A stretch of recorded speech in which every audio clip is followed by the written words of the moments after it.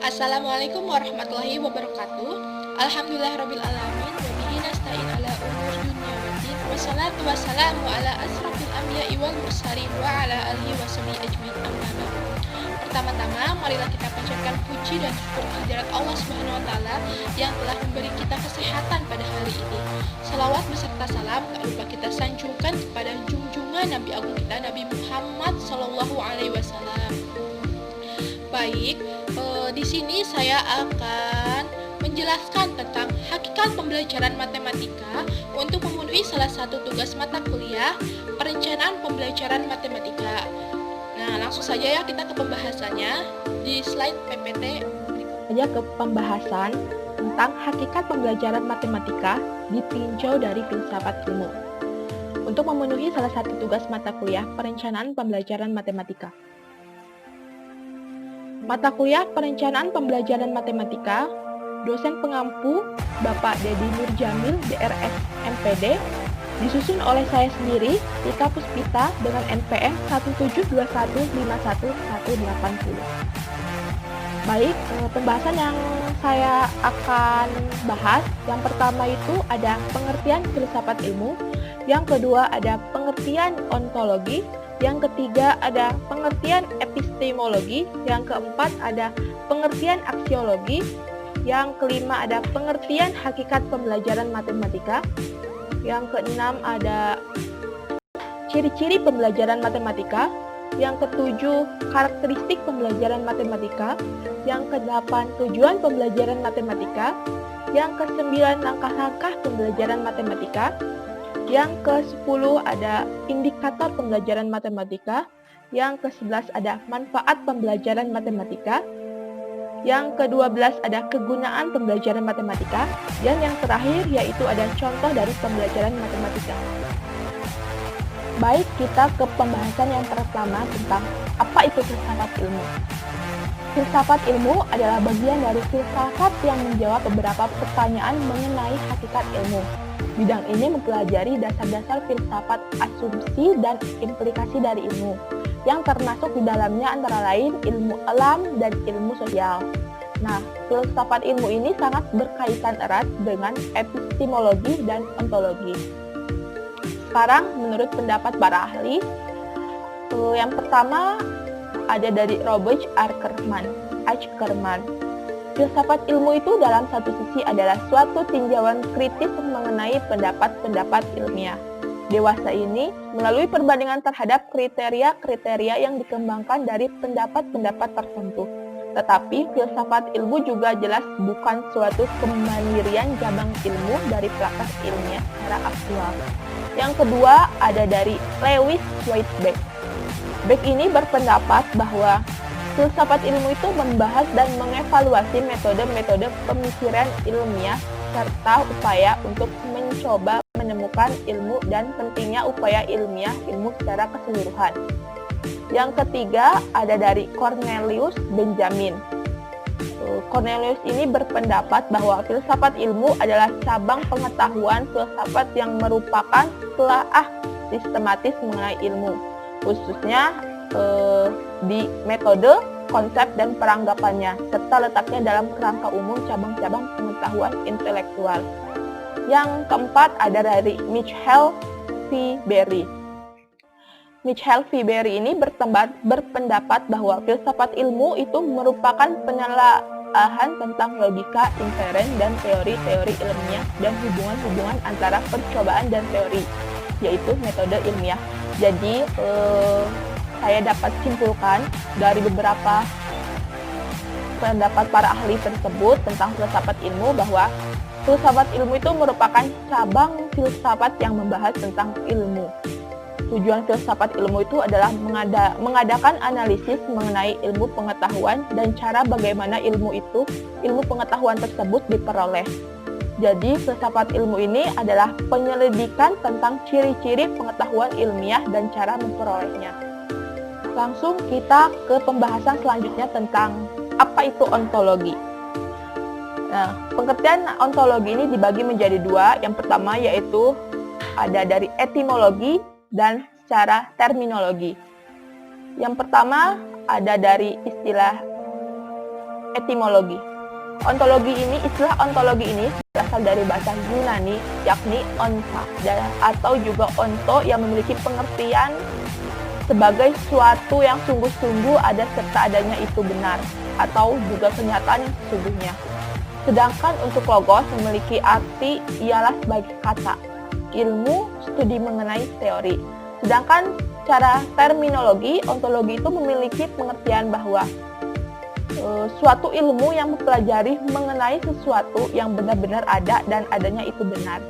Teori tersebut membahas tentang suatu kebenaran yang ada atau ciri hakiki, biasa juga disebut dengan ciri pokok dari keberadaannya. Nah, selanjutnya ada dari pendapat para ahli. Yang pertama ada dari Aristoteles. Menurut Aristoteles bahwa pengertian ontologi ini merupakan suatu pembahasan mengenai hal ada sebagai hal ada atau hal ada sebagai demikian, mengalami perubahan dalam hubungan objeknya. Yang kedua yaitu ada dari De Liangji.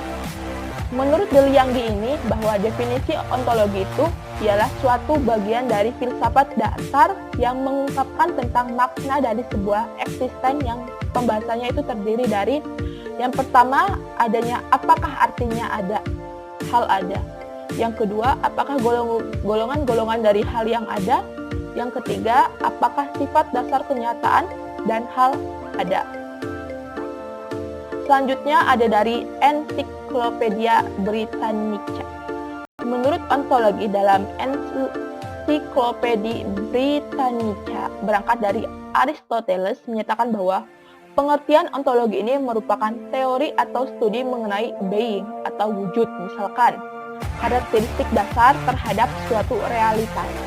Ontologi ini persamaan dari metafisika, yaitu studi filosofis untuk menemukan sifat nyata yang asli atau real nature terhadap suatu benda dalam menentukan suatu arti, struktur, serta juga prinsip benda tersebut. Yang keempat ada dari Bakhtiar. Menurut De Bakhtiar itu, pengertian ontologi ini merupakan suatu ilmu yang membahas mengenai hakikat yang ada sebagai suatu ultimate reality, baik yang mempunyai bentuk jasmani atau konkret, ataupun mengenai rohani ataupun abstrak. Jadi, saya dapat menyimpulkan bahwa pengertian ontologi itu merupakan suatu teori atau ilmu yang mengkaji tentang wujud atau ada dan asal mula hakikat suatu kehidupan di dunia yang bersifat realitas dengan melihat dari sisi belakang atau di balik benda-benda fisik, serta ilmu yang membahas tentang hakikat yang ada, yang merupakan ultimate reality baik yang berbentuk jasmani atau konkret maupun rohani atau abstrak. Selanjutnya kita ke apa itu dari epistemologi. Kata epistemologi itu berasal dari kata Yunani yaitu epise dan logos. Episeme dan logos. Epise itu merupakan diartikan sebagai pengetahuan dan logos diartikan sebagai pikiran. Maka secara bahasa dapat diartikan sebagai pengetahuan yang benar. Epistemologi atau teori pengetahuan dalam pengertian yang luas merupakan cabang filsafat yang berbicara tentang ilmu pengetahuan. Sebagai cabang filsafat, epistemologi ini mempelajari dan mencoba menentukan hakikat pengetahuan.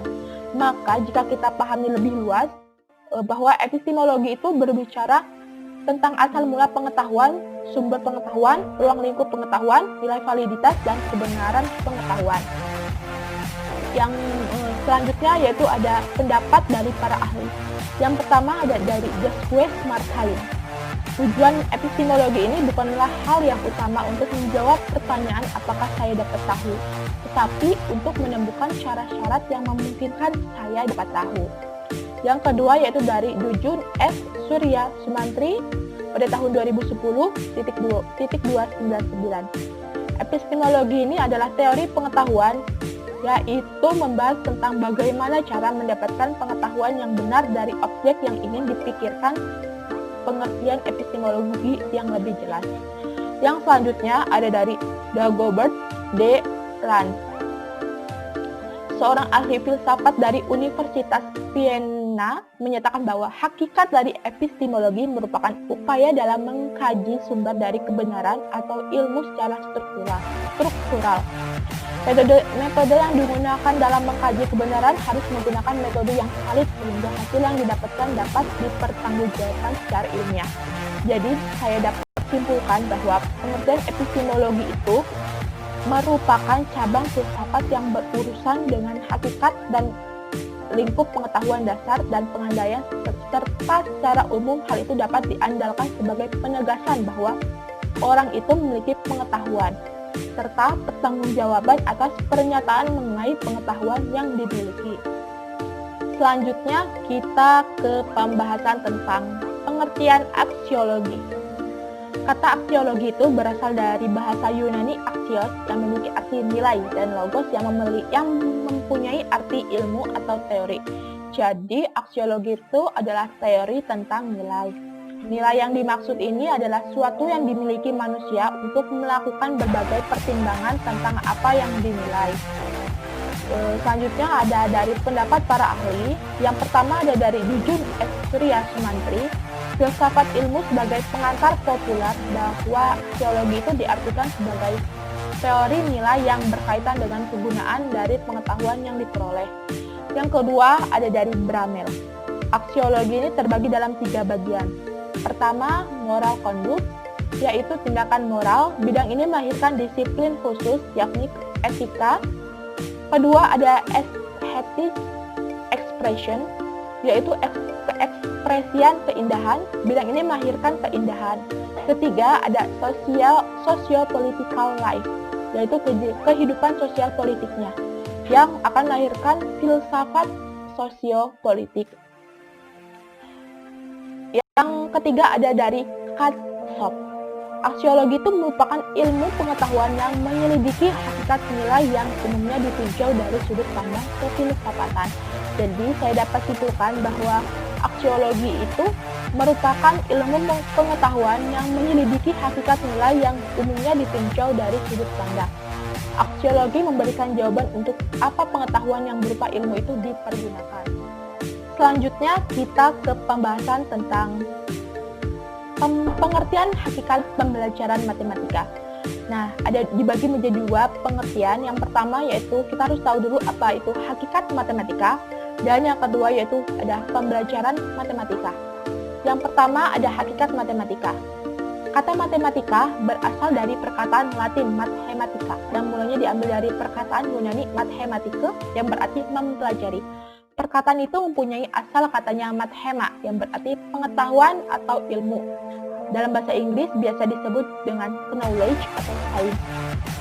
Nah, ada di sini menurut para ahli. Yang pertama dari Rus Effendi pada tahun 1988.2.23. Matematika terorganisasikan dari unsur-unsur yang tidak didefinisikan. Definisi-definisi, aksioma-aksioma, dan dalil-dalil di mana dalil-dalil telah dibuktikan kebenarannya berlaku secara umum. Karena itulah matematika sering disebut ilmu deduktif. Yang kedua ada dari Kline pada tahun 1973. Matematika itu bukan pengetahuan menyendiri yang dapat sempurna karena dirinya sendiri. Tetapi adanya matematika itu terutama untuk membantu manusia dalam memahami dan menguasai permasalahan sosial, ekonomi, dan alam. Yang selanjutnya ada dari James dan James pada tahun 1976. Matematika itu adalah ilmu tentang logika mengenai bentuk, susunan, besaran, dan konsep-konsep yang berhubungan satu dengan lainnya. Matematika itu terbagi dalam 3 bagian besar, yaitu aljabar, analisis, dan geometri. Tetapi ada pendapat yang mengatakan bahwa matematika itu terbagi menjadi 4 bagian, yaitu aritmatika, aljabar, geometris, dan analisis, dengan aritmatika mencakup teori bilangan dan statistika. Yang selanjutnya ada dari Johnson dan Rising dalam Rus Effendi pada tahun 1972.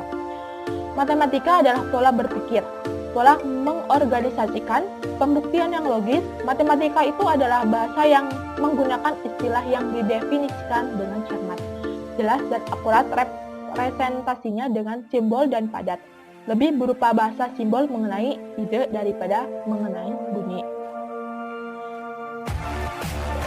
Yang kelima ada dari Reich dan kawan-kawan pada tahun 1984. Matematika itu adalah telaah tentang pola dan hubungan, suatu jalan atau pola berpikir, suatu seni, suatu bahasa, dan suatu alat. Jadi saya dapat menyimpulkan bahwa hakikat matematika itu merupakan sebuah sistem pengetahuan tentang pola, sifat, dan konsep terstruktur yang saling berhubungan untuk mendefinisikan kebenaran secara cermat, jelas, dan akurat. Matematika itu luas, tidak terbatas pada bilangan dan perhitungan saja, melainkan matematika itu dapat dijadikan solusi dalam beragam permasalahan di kehidupan sehari-hari. Selanjutnya kita ke pembahasan tentang pembelajaran matematika. Menurut para ahli itu, yang pertama dari Brunner dalam kurung Herman Hudoyo pada tahun 1998.256. Belajar tentang konsep dan struktur matematika yang terdapat dalam materi yang dipelajari serta mencari hubungan antara konsep dan struktur matematika di dalamnya. Yang kedua ada dari Herman Suherman pada tahun 1986.255 mengemukakan bahwa dalam pembelajaran matematika itu para siswa dibiasakan untuk memperoleh pemahaman melalui pengalaman tentang sifat-sifat yang dimiliki dan tidak dimiliki dari kumpulan objek.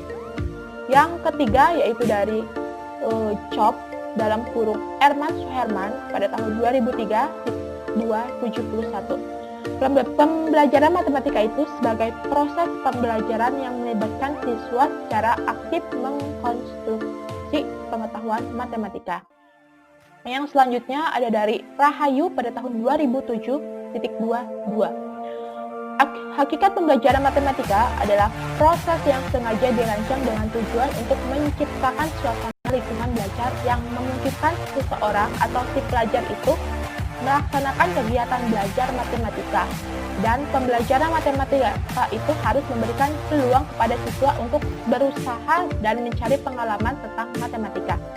Jadi saya dapat menyimpulkan bahwa pembelajaran matematika itu adalah suatu usaha untuk memahami segala pola, sifat, dan konsep dari setiap kebenaran yang ada.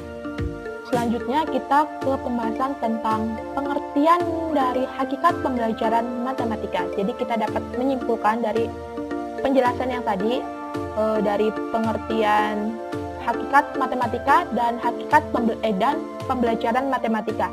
Jadi dapat diberi kesimpulan bahwa hakikat pembelajaran matematika itu adalah proses yang sengaja dirancang dengan tujuan untuk menciptakan suasana lingkungan yang memungkinkan seseorang atau si pelajar melaksanakan kegiatan belajar matematika.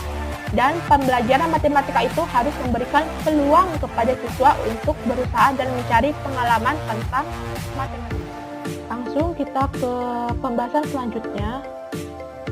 Ada apa itu ciri-ciri dari pembelajaran matematika? Yang pertama yaitu ilmiah. Nah, maksud ilmiah di sini yaitu keseluruhan materi baik fakta, konsep, prinsip, dan operasi berikut kegiatan yang menjadi muatan dalam rencana pembelajaran harus terjamin kebenaran dan dapat dipertanggungjawabkan secara keilmuan. Yang kedua yaitu relevan. Nah, maksud dari relevan di sini yaitu cakupan, kedalaman, tingkat kesukaran, dan urutan penyajian materi dalam rencana pembelajaran sesuai dengan tingkat perkembangan fisik, intelektual, sosial, emosional, dan spiritual peserta didik. Yang ketiga yaitu sistematis. Sistematis di sini yaitu komponen-komponen rencana pembelajaran saling berhubungan secara fungsional dalam mencapai kompetensi dasar ini disusun berdasarkan pada standar kompetensi dan indikator disusun berdasarkan kompetensi dasar. Yang selanjutnya yaitu dari ada konsisten. Konsisten di sini yaitu adanya hubungan yang konsisten atau biasa kita sebut ajek, taat, asas antara kompetensi dasar, indikator, materi pokok, sumber belajar, dan sistem penilaian.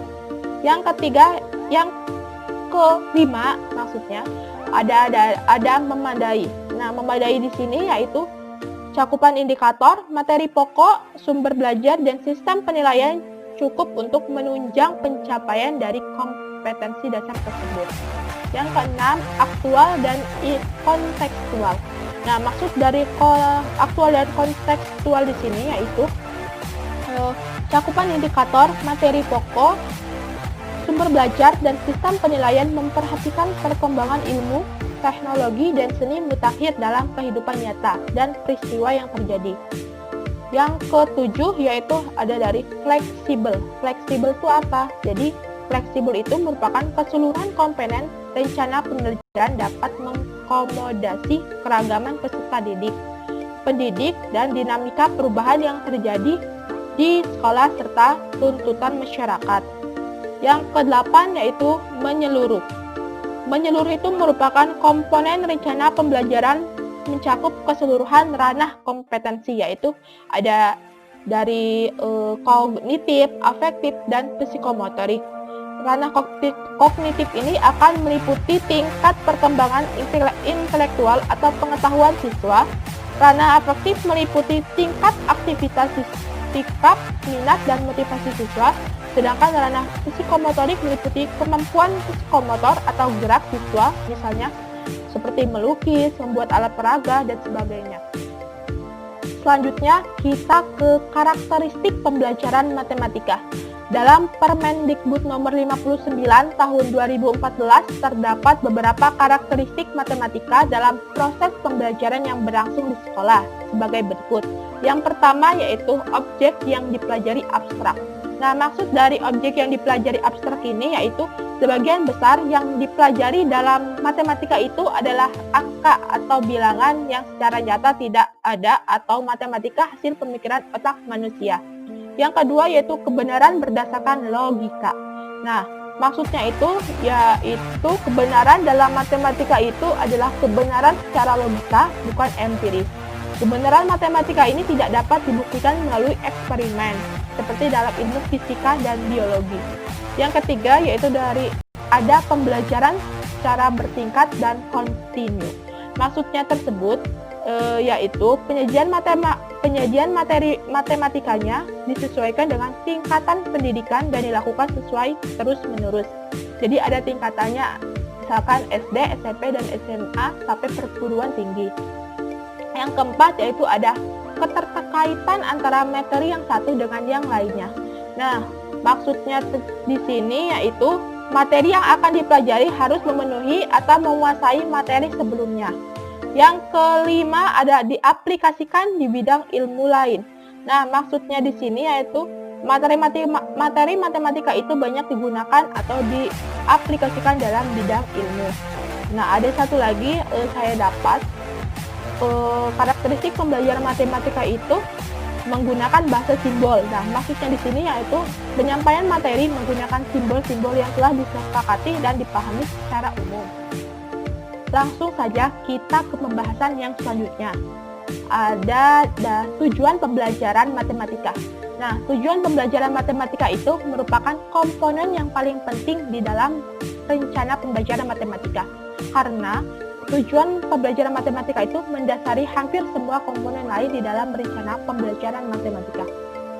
Di dalam kurikulum 2004 atau Depdiknas pada tahun 2003 dan kurikulum 2006 atau Depdiknas pada tahun 2006 sekolah dasar, tujuan pembelajaran itu dirumuskan dalam standar kompetensi, kompetensi dasar, dan indikator. Selanjutnya ada dari langkah-langkah pembelajaran matematika. Nah, langkah-langkah pembelajaran matematika di sini yang pertama yaitu ada kesesuaian dengan tujuan pembelajaran. Nah, maksudnya ini yaitu strategi, pendekatan, dan metode pembelajaran itu harus relevan dengan tujuan pembelajaran yang ingin dicapai. Contohnya ya, apabila tujuan yang ingin dicapai dalam pembelajaran adalah menemukan konsep atau prinsip, maka metode yang digunakan adalah metode penemuan. Yang selanjutnya yaitu kesesuaian dengan materi pembelajaran. Nah, tadi tujuan pembelajaran, sekarang ada dari materi pembelajaran. Jadi, strategi dan metode pembelajaran yang dipilih harus dapat memudahkan pemahaman peserta didik. Jadi, materi yang bersifat fakta dapat dipilih melalui contoh, informasi tentang arti fakta tersebut yang bersifat konsep dapat menggunakan pendekatan induktif. Materi yang bersifat prinsip dapat melalui pendekatan induktif atau deduktif. Dan materi yang bersifat pengerjaan hendaknya didemonstrasikan melalui contoh-contoh. Yang ketiga yaitu ada dari kesesuaian dengan karakteristik peserta didik. Nah, maksudnya di sini yaitu strategi dan langkah-langkah pembelajaran itu yang dipilih sesuai dengan tingkatan perkembangan kognitif, afektif, dan psikomotorik siswa. Nah, siswa sekolah dasar yang masih dalam tahap praoperasional atau pada umur 6-7 tahun hendaknya diajarkan dengan strategi peragaan langsung. Jadi kita langsung harus terjun langsung atau biasanya menggunakan alat peraga. Yang keempat yaitu ada kelengkapan langkah-langkah dan kesesuaian dengan alokasi waktu. Nah, maksudnya di sini yaitu setiap langkah-langkah pembelajaran harus mencerminkan tahapan-tahapan pembelajaran yang lengkap atau seperti kegiatan awal, inti, dan penutup, disertai dengan alokasi waktu yang proporsional. Misalkan kegiatan awal 5% sampai 10%, inti 70% sampai 80%, dan penutup 10% sampai 15%. Selanjutnya kita ke indikator pembelajaran matematika. Nah, indikator merupakan tolak ukur pencapaian kompetensi dasar yang ditandai oleh perubahan perilaku yang dapat diukur yang mencakup sikap, pengetahuan, dan keterampilan. Indikator ini dikembangkan sesuai dengan karakteristik peserta didik, mata pelajaran, satuan pendidikan, potensi daerah, dan dirumuskan dalam kata kerja operasional yang terukur dan atau dapat diobservasi. Indikator di sini digunakan sebagai dasar untuk menyusun alat penilaian. Rumusannya tidak harus memuat substansi peserta didik. Selanjutnya ada manfaat pembelajaran matematika. Ada 4 manfaat dari pembelajaran matematika. Yang pertama yaitu mengembangkan cara berpikir secara sistematis dan logis. Yang kedua yaitu mengembangkan sifat matematika seperti teliti, cermat, bertanggung jawab, dan hati-hati. Yang ketiga ada mengembangkan penalaran dan pemecahan masalah-masalah yang dihadapi dalam kehidupan sehari-hari siswa, dan yang terakhir yaitu relevan dengan ilmu sains. Jadi harus sesuai dengan ilmu sains. Nah, menurut Bakhtiar pada tahun 2004, nilai pelajaran matematika itu akan meningkat. Bukan itu saja, kecintaan siswa pada pelajaran matematika itu menjadi lebih nyata dan jauh dari abstrak atau bisa menjawab soal tapi tidak memahami konsepnya. Selanjutnya kita ke kegunaan dari pembelajaran matematika. Nah, yang pertama yaitu kegunaan dari pembelajaran matematika itu sebagai pelayan ilmu yang lain. Banyak ilmu-ilmu yang penemuan dan pengembangannya tergantung dari matematika. Nah, langsung kita ke contoh dari pembelajaran matematika itu. Yang pertama yaitu penemuan dan pengembangan teori Mendel dalam biologi melalui konsep probabilitas. Yang kedua, perhitungan dengan bilangan imajiner digunakan untuk memecahkan masalah tentang kelistrikan. Yang ketiga ada dengan matematika, Einstein membuat rumus yang dapat digunakan untuk menaksir jumlah energi yang dapat diperoleh dari ledakan atom. Yang keempat ada dalam ilmu pendidikan dan psikologi, khususnya dalam teori belajar. Selain digunakan statistik, juga digunakan persamaan matematis untuk menjadikan teori atau model dari penelitian. Yang terakhir yaitu yang selanjutnya maksudnya ada manfaat kegunaannya itu dalam ilmu kependudukan. Matematika itu digunakan untuk memprediksi jumlah penduduk dan lain-lain. Selanjutnya yang kedua, kegunaan dari pembelajaran matematika itu matematika digunakan manusia untuk memecahkan masalah dalam kehidupan sehari-hari. Nah, contoh dari pembelajaran matematika dalam kegunaan pembelajaran matematika ini, yang pertama memecahkan persoalan dunia nyata, yang kedua mengadakan transaksi jual beli, maka manusia itu memerlukan proses perhitungan matematika yang berkaitan dengan bilangan dan operasi hitungnya. Yang ketiga yaitu ada menghitung luas daerah, yang keempat menghitung jarak yang ditempuh dari suatu tempat ke tempat lain, yang kelima menghitung laju kecepatan kendaraan, yang keenam membentuk pola pikir menjadi pola pikir matematis. Orang yang mempelajarinya kritis, sistematis, dan logis. Yang ketujuh yaitu ada menggunakan perhitungan matematika baik dalam pertanian, perikanan, perdagangan, dan Alhamdulillahirrabbilalamin, pembahasan tentang hakikat pembelajaran matematika yang ditinjau dari filsafat ilmu telah saya jelaskan. Mohon maaf apabila ada kata-kata yang salah. Wabillahi taufiq wal hidayah. Wassalamualaikum warahmatullahi wabarakatuh.